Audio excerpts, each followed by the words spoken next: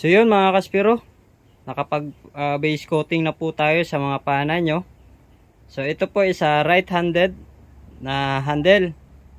So pang right-handed po siya mga kaspiro. Ito naman po yung sa kabila, yung forma nya. Yan.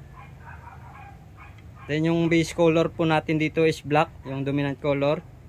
Then makapal po yung patong natin na ano dito mga kaspiro, kasi nakailang patong po to na automotive black.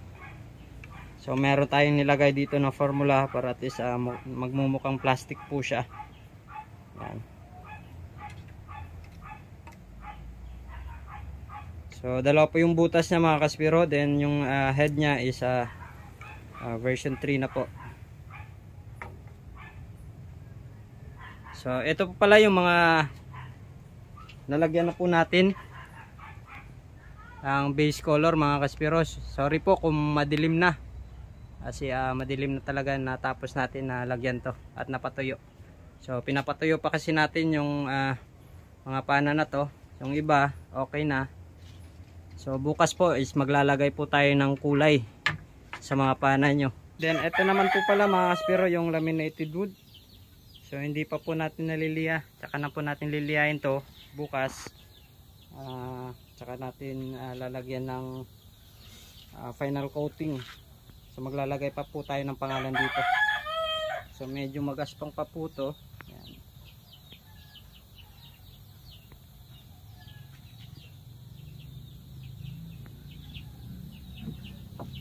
Then ito naman po yung 50 cm. Ito yung 50 cm natin.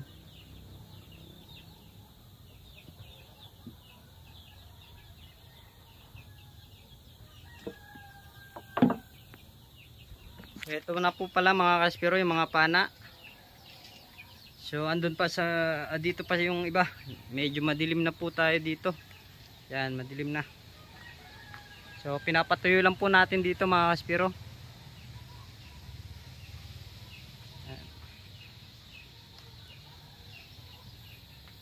Then ito pala mga kaspiro yung laminated wood na 50 cm.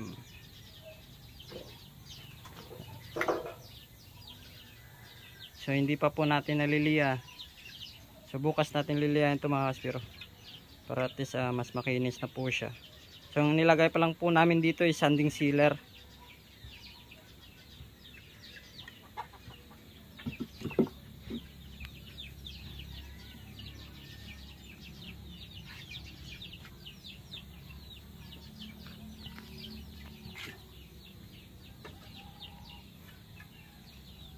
So konting antay lang po mga kaspiro, matatapos din po natin yung mga pana nyo. So ito na lang muna yung update. Saka ako na lang po kayo i-update kapag may mga kulay na po yung mga pana nyo.